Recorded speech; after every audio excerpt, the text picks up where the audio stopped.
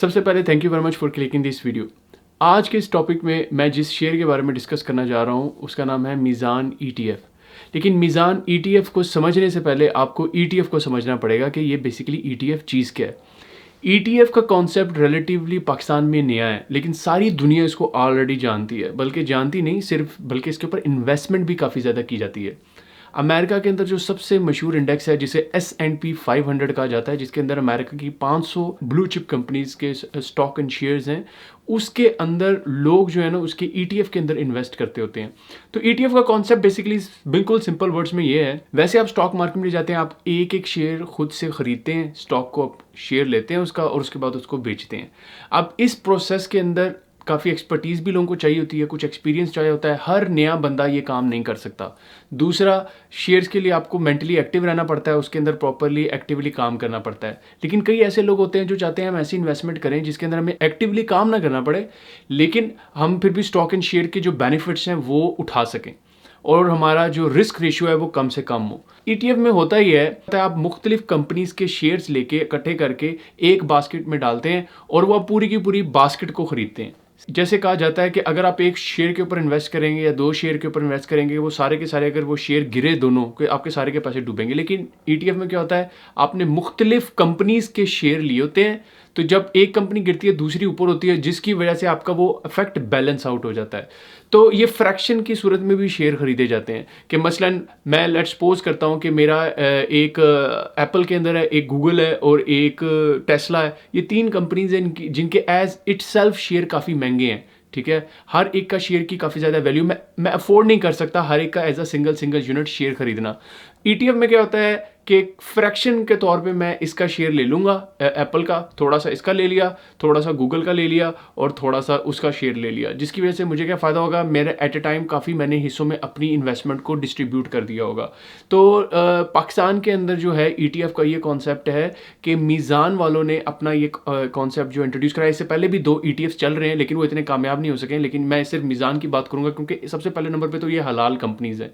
इसके अंदर वो जो शरिया कंप्लाइंट कंपनीज़ है उनको ऐड किया गया है और उन कंपनीज़ के बारे में आपको बताऊंगा कौन कौन सी कंपनीज़ हैं। लेकिन क्या जी, इन सब कंपनीज़ के शेयर्स ले लिए गए हैं, सही है। अब आप जब भी इस ईटीएफ को एज अ सिंगल यूनिट खरीदते हैं तो बेसिकली आप इन सारी कंपनीज़ में आप इन्वेस्ट कर रहे होते हैं, सही है। तो क्योंकि अगर एक कंपनी ऊपर नीचे होती है तो आपकी जो बाकी कंपनीज़ हैं बेसिकली उसको कंपनसेट कर जाती हैं। और इसमें इंडस्ट्रीज़ भी डिफरेंट रखी गई हैं, मसलन सीमेंट की इंडस्ट्री में भी इन्वेस्ट किया गया है, फर्टिलाइज़र की इंडस्ट्री में भी इन्वेस्ट किया गया है। तो इस तरीके से इसको मुख्तलिफ चंक्स में छोटे शेयर्स लेके वो एक शेयर का नाम बना दिया गया जिसको ईटीएफ कहते हैं। अब मैं आपको सिस्टम पे लेके जाता हूँ और फर्दर वहाँ जाके समझाता हूँ कि मीज़ान ईटीएफ के अंदर कौन कौन सी कंपनी शामिल है। Let's go. चलिए जी, मैं आ गया हूँ अपने सिस्टम पे। आए मैं आपको दिखाना शुरू करता हूँ कि सबसे पहले नंबर पे है ये मीज़ान पाकिस्तान ईटीएफ है।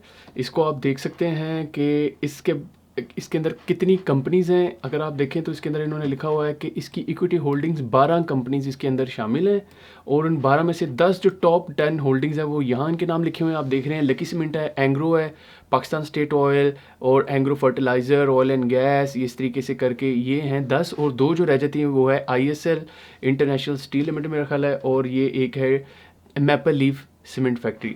अब आप देखो इसमें फर्दर उन्होंने इसमें एक तो ये एक्सप्लेन कर दिया हुआ है किसका कितना है। लकी सीमेंट का 15% वेटेज ली हुई है, इसकी 11.81 ली हुई है। मुख्तलिफ कंपनीज़ की जो वेटेज ली गई है इस ईटीएफ को बनाने के लिए। और इसके अलावा सेक्टर वाइज भी उन लोगों ने डिफाइन कर दिया हो कि सबसे ज़्यादा सीमेंट में इन्होंने इन्वेस्टमेंट की है, दूसरे नंबर पे फर्टिलाइज़र में इन्वेस्टमेंट की है, फिर oil and gas exploration, marketing, food and personal, pharmaceutical और इंजीनियरिंग। बेसिकली ये 7 सेक्टर हैं जिसके अंदर मीज़ान वालों ने इन्वेस्टमेंट करके इनकी शेयर्स लेके उसका एक ईटीएफ क्रिएट कर दिया हुआ है ताकि आप लोगों को इन्वेस्टमेंट करने में आसानी हो।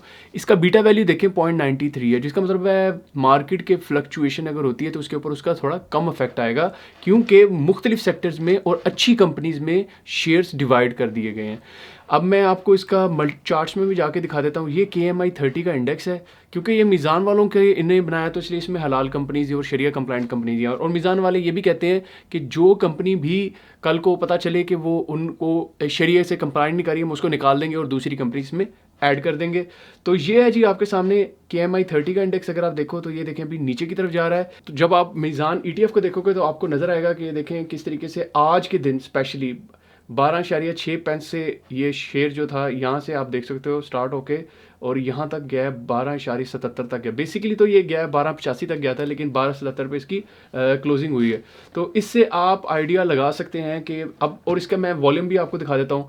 वॉल्यूम ये ऊपर पढ़ना है आपने, ये जो वॉल्यूम लिखा आ रहा है इसके ऊपर आप देखो को 1,30,000 शेयर इसके लोगों ने बेसिकली आज इसकी ट्रेडिंग हुई है। कल 11,000 हुई थी, उसके पहले 31,000 हुई थी। यानी और मज़े की बात ये अभी स्टार्ट हुए से सिर्फ अक्टूबर से ये स्टार्ट हुआ है। 6 अक्टूबर को इसकी लॉन्चिंग हुई है और आपके सामने करते करते ये 12.77 तक चला गया है। लेकिन मैं इसके लॉन्ग टर्म इसको देख रहा हूँ कि ये शेयर, इसको आपने ये सोच के नहीं इन्वेस्टमेंट करना कि आज करेंगे तो हफ्ते बाद, 2 हफ्ते बाद, 3 हफ्ते बाद रिजल्ट आएगा। ETFs याद रखें, ETFs investment point of view से हमेशा होता है और ये लॉन्ग टर्म इन्वेस्टमेंट की जाती है। मतलब 6 महीने भी आप करें, 3 महीने करें, साल करें, 2 साल करें, 3 साल करें, 4 साल करें, क्योंकि ये रिलेटिवली न्यू है अपनी पाकिस्तानी स्टॉक एक्सचेंज के अंदर कॉन्सेप्ट। तो इसलिए लोग इसके अंदर अभी इतना आ नहीं रहे, लोगों को इसकी अभी तक समझ नहीं आई। लेकिन जो लोग पहले इसमें एंट्री मार लेंगे वो इससे ज़्यादा कैश कर सकेंगे। उसके दूसरे नंबर पे मैं आपको और भी ETFs दिखा देता हूँ जो इस टाइम पाकिस्तानी स्टॉक एक्सचेंज पे मौजूद हैं। मैं दिखाता हूँ अभी आपको। एक तो ये है NBP, national bank of Pakistan का ETF। अगर आप नेशनल बैंक ऑफ पाकिस्तान के ETF को अगर आप देखेंगे तो आपको नजर आएगा ये तो फ्लक्चुएशनें मारता हुआ आपको दिखाई देगा। बहुत ही उल्टा सीधा सा ये इसका चल रहा है। यहाँ से ये शुरू हुआ है, ये हुआ है, ये भी 6 अक्टूबर को लॉन्च हुआ है। और लेकिन आप इसको चेक करो, इसकी ऊपर नीचे है बहुत ज़्यादा। और वॉल्यूम इसका अगर आप चेक करो तो वॉल्यूम कितना आ रहा है इसका है आज के दिन कोई इसकी नहीं हुई, नहीं 500 लिखा आ रहा है, 5,000, हाँ ये है, ठीक है। आज सिर्फ 1500 इसकी शेयर ट्रेडिंग हुई है, ठीक है। तो यानी मतलब इतना ज़्यादा लोग नेशनल बैंक ऑफ पाकिस्तान के ETF के अंदर इन नहीं है। मतलब ये भी पॉसिबिलिटी हो सकती है हलाल और हराम का करके भी। और दूसरे नंबर पे लोग इतना ज़्यादा ETFs को नहीं समझ रहे अभी तक, तो इसको इसलिए नेशनल बैंक का ETF इतना अच्छा परफॉर्म नहीं करा। अगले नंबर पर हम एक और ETF भी इस टाइम लॉन्च हुआ है, तो और उसका नाम है NIT पाकिस्तान गेटवे। इसको भी देखेंगे तो ये भी सेम वैसे ही परफॉर्म कर रहा है, उल्टा सीधा। इसके अंदर भी फ्लक्चुएशन है, इसकी भी समझ नहीं आ रही है प्रॉपर्ली कि ये किस तरफ को जा रहा है। तो ये भी मैं आपको दिखा देता हूँ। तो इसके भी सिर्फ 500 का वॉल्यूम चार्ज ट्रेडिंग हुई है और 1,000 उससे पहले हुई थी, ट्रेडिंग हुई थी। लेकिन इन 3 ETFs में, ठीक है, सिर्फ ये शरिया कंप्लायंट मीज़ान का ETF है पहले नंबर पे। दूसरे नंबर पे इसकी परफॉर्मेंस जो है वो बेटर है क्योंकि इसकी लोग इसके अंदर इंटरेस्ट शो करा रहे हैं और मैं एक्सपेक्ट कर रहा हूँ कि ये आगे फर्दर बढ़ेगा। मैं ज़रा इनको बंद कर देता हूँ जिनकी ज़रूरत नहीं है। तो इसके अंदर लोगों का इंटरेस्ट भी शो करा रहे हैं और मैं इसे उम्मीद भी कर रहा हूँ कि ये ऊपर की तरफ जाएगा। अच्छा, मैं इसके साथ साथ मैं और भी चीज़ें हम देख लेते हैं। वॉल्यूम जिस तरह इसमें लिखा रहा है, प्राइस का सब कुछ लिखा रहा है।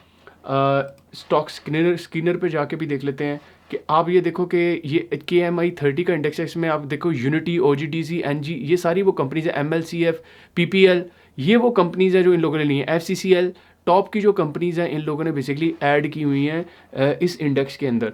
अच्छा, मैं यहाँ पे एक और बड़ा आपको की पॉइंट एक और बताता चलूँ, आपको फ्यूचर के लिए आसानी होगी।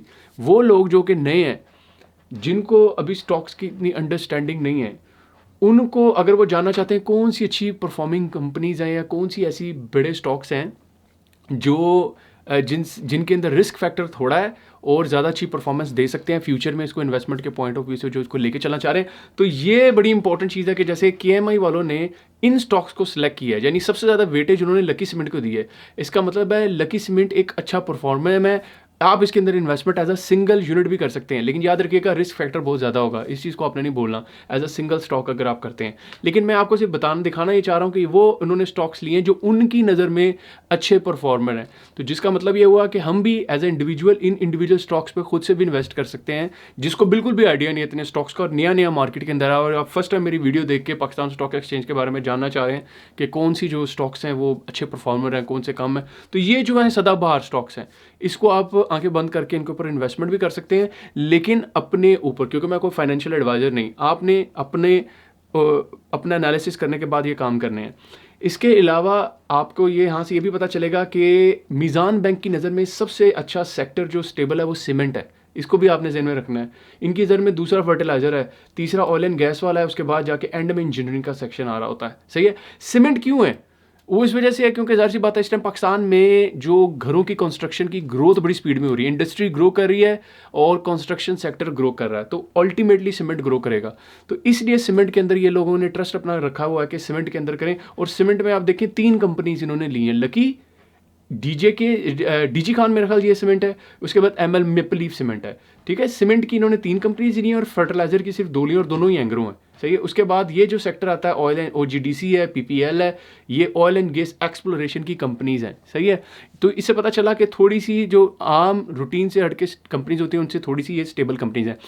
अब यहाँ पे क्वेश्चन आता है कि मीज़ान ईटीएफ में किन किन लोगों ने इन्वेस्ट करना चाहिए, कौन कौन है जिनके लिए बेहतर है।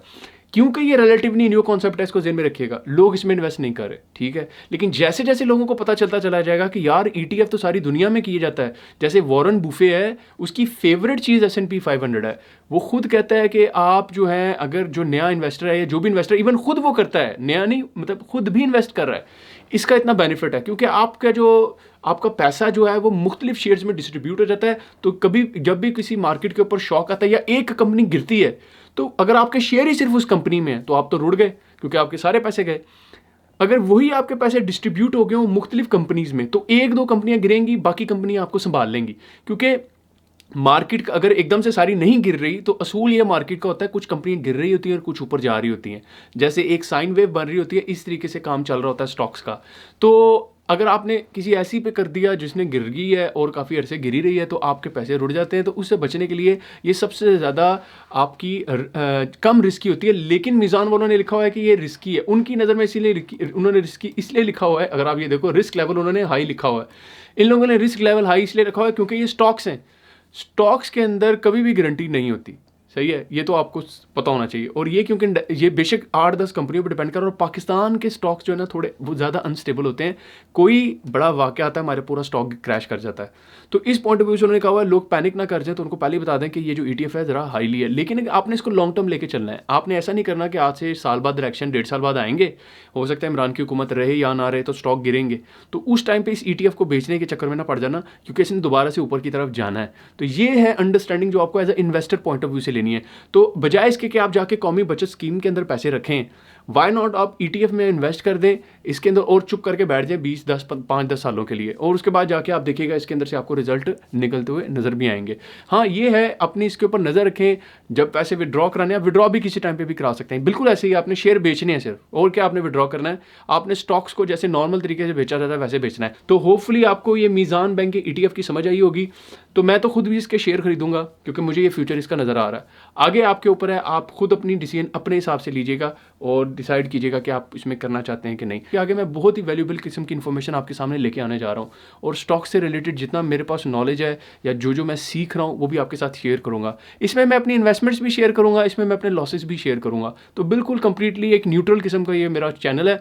इसके अंदर आपको ये भी पता चलेगा कि मैंने अगर कोई गलती की तो कैसे की, और वो गलती आपको करनी चाहिए या उससे बचना चाहिए। तो होपफुली आपको ये वीडियो पसंद आई होगी। मेरे चैनल को सब्सक्राइब करें, मेरी इस वीडियो को लाइक करें, और कमेंट में पूछिएगा अगर कोई सवाल है। तो नेक्स्ट वीडियो तक के लिए हैव अ नाइस डे।